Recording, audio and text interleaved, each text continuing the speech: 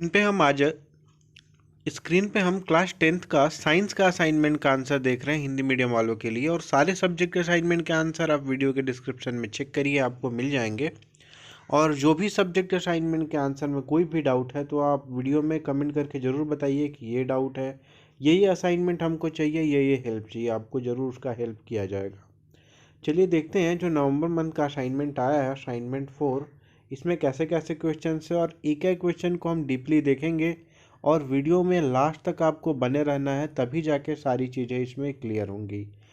तो सबसे पहला प्रश्न इसमें क्या पूछता है कि निम्नलिखित यौगिकों के रासायनिक नाम व सूत्र लिखिए। जो यौगिक यहाँ पे दिए गए हैं इनका रासायनिक नाम भी लिखना है और इनका सूत्र भी लिखना है। जैसे यहाँ पे सबसे पहले क्या दिया गया, खाने का सोडा। तो खाने का सोडा एक यौगिक है और इसका जो रासायनिक नाम है इसको क्या बोलते हैं हम, सोडियम बाइकार्बोनेट। और सोडियम बाइकार्बोनेट का केमिकल फॉर्मूला मतलब कि सूत्र इसका क्या होता है, NaHCO3। NaHCO3 तो ये ध्यान में रखनी है आपको।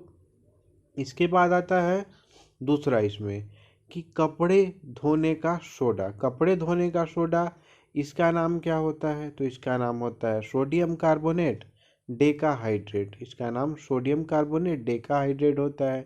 और सूत्र क्या होता है इसका, Na2CO3 और इंटू 10H2O। तो यहाँ पे Na2CO3 इंटू 10H2O ये हमारा फॉर्मूला हो गया। अच्छा, इसके बाद आता है एक यौगिक plaster of Paris. Plaster of Paris को क्या बोलते हैं, इस यौगिक का क्या नाम है, तो रासायनिक नाम है इसका कैल्शियम सल्फेट हेमीहाइड्रेट। हेमी किस लिए, इसमें 1/2 लगा है H2O में, इसलिए हेमी। और कपड़े धोने का सोडा था, इसमें क्या लगा था, 10 लगा था, इसलिए डेका और H2O को हाइड्रेट बोलते हैं। ठीक ना, सिंपल है ये, CaSO4 इंटू 1/2H2O। इसके बाद आता है विरंजक चूड़। विरंजक चूड़ का क्या होता है रासायनिक नाम, तो इसका रासायनिक नाम होता है कैल्शियम हाइपोक्लोराइट। कैल्शियम हाइपोक्लोराइट और फॉर्मूला क्या, CaOCl का ट्वाइस। CaOCl का ट्वाइस ये होता है विरंजक चूड़। अब देखिए यहाँ पे आपको 2022 बोर्ड एग्जाम जो होने वाले हैं उसके लिए इम्पोर्टेंट क्वेश्चंस दिए जाएंगे। तो आपको उन क्वेश्चंस को ज़रूर करना है, क्योंकि आप से जो सीनियर्स थे वो सभी इन इम्पोर्टेंट क्वेश्चंस को, जो भी सीनियर्स आपके किए हैं, जो पास आउट हो गए हैं 10th को, उन्होंने बहुत अच्छा परसेंटेज लाया है। कुछ ने तो टॉप 10 में रैंकिंग की हुई है और उनका इंटरव्यू हमने इस चैनल पे डाला हुआ है। तो आप उनके इंटरव्यू को भी देखिए कि उन्होंने किन किन बातों का ध्यान रखा। इंपॉर्टेंट क्वेश्चन जो यहाँ पे दिए जाएंगे उसके लिए चैनल को आप सब्सक्राइब करके रखिए, क्योंकि आपके लिए बहुत ही इम्पोर्टेंट होने वाला है। और उसमें से फिक्स है कि उसमें से क्वेश्चंस आपके बोर्ड एग्ज़ाम में आएंगे ही आएंगे।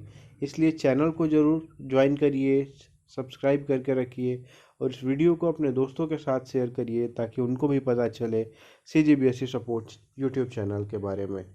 तो चलिए दूसरे क्वेश्चन पे हम आगे बढ़ते हैं। यहाँ पे दूसरा क्वेश्चन क्या होता है कि मिसेल का निर्माण किस प्रकार होता है, समझाइए।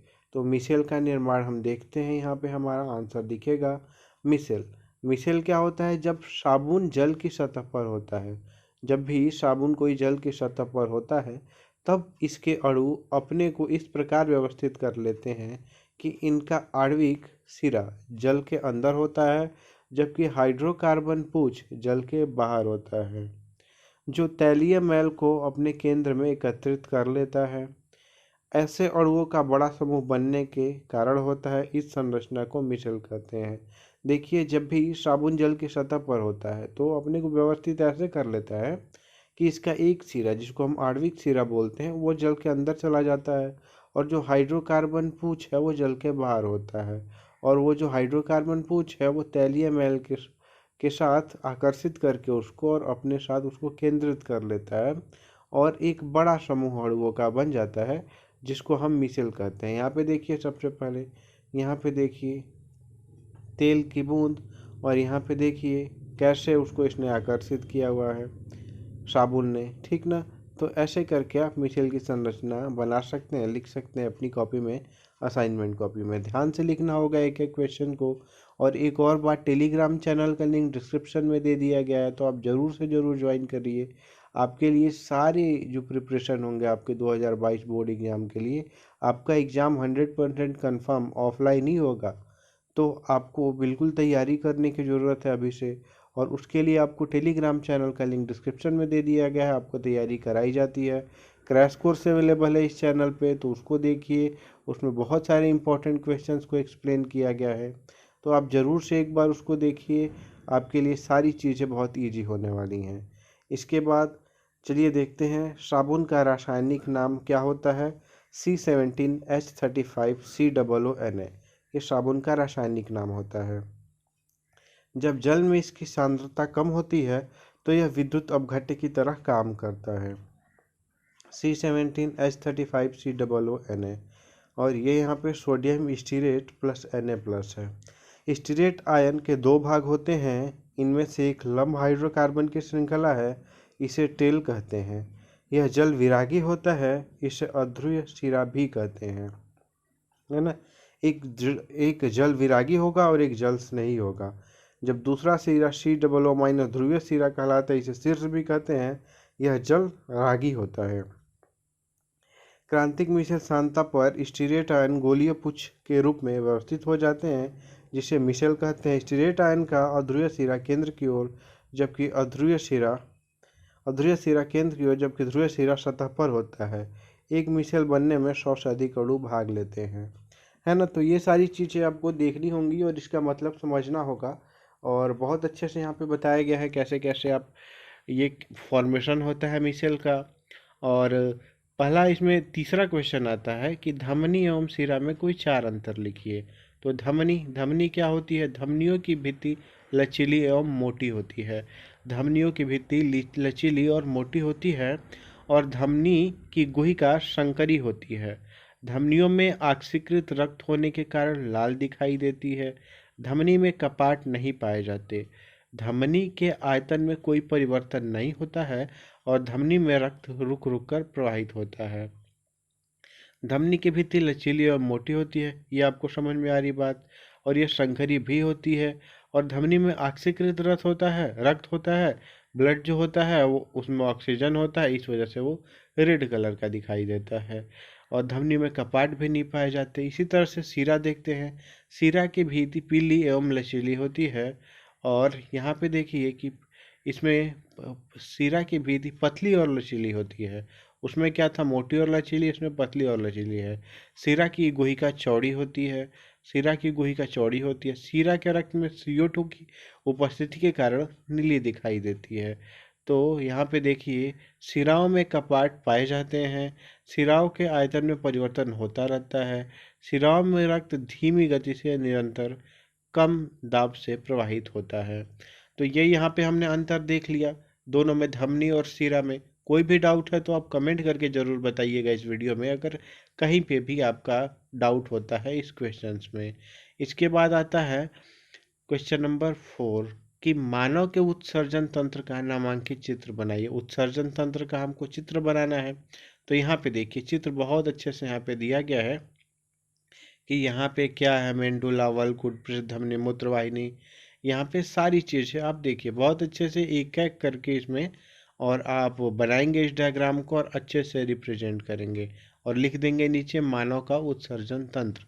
ऐसे आप इसको लिखेंगे। इसके बाद आता है क्वेश्चन इसमें कि पेसमेकर यंत्र किस कार्य हेतु प्रयोग किया जाता है।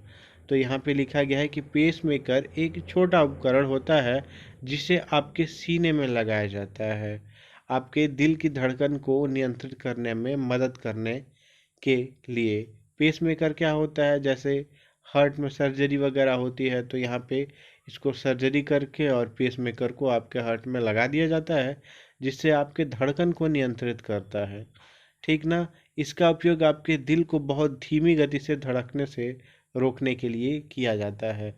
तो समझ गए यहाँ पे पेसमेकर यंत्र क्या होता है, कैसे काम करता है।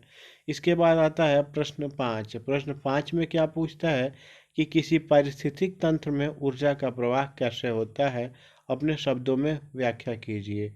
तो यहाँ पे देखिए लिखा गया है कि पौधों द्वारा प्रकाशिक ऊर्जा की कुछ मात्रा रासायनिक ऊर्जा या भोजन के रूप में संचित व संश्लेषित कर ली जाती है। पौधे जो होते हैं वो प्रकाश को अपने अंदर ग्रहण करते हैं और भोजन में बदल देते हैं। स्वपोषी हरे पौधों द्वारा इस भोजन का अधिकांशतः भाग श्वसन क्रिया में खर्च कर दिया जाता है, और जो स्वपोषित पौधे होते हैं वो इसके अधिकांशतः भाग को श्वसन क्रिया में खर्च कर देते हैं तथा बची हुई शेष ऊर्जा से पादप शरीर का निर्माण होता है, और जो बची ऊर्जा होती है उससे उसका शरीर बनता है। जब कोई शाकाहारी प्राणी उपभोक्ता अर्थात प्रथम श्रेणी का उपभोक्ता भोजन के रूप में इन पौधों का प्रयोग करता है तो शाक भक्षी उपभोक्ता द्वारा इस भोजन का अधिकांश भाग श्वसन क्रिया द्वारा ताप ऊर्जा में बदल दिया जाता है ना।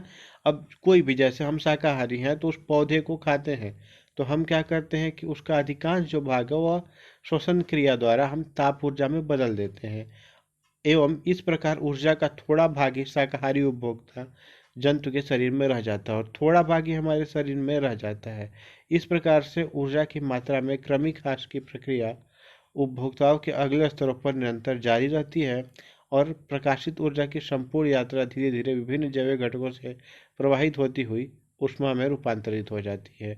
समझ में आ रही बात कि धीरे धीरे धीरे धीरे ऊर्जा का ह्रास होता जाएगा और फिर से लास्ट में ये क्या बन जाएगा, ऊष्मा के रूप में परिवर्तन हो जाएगा।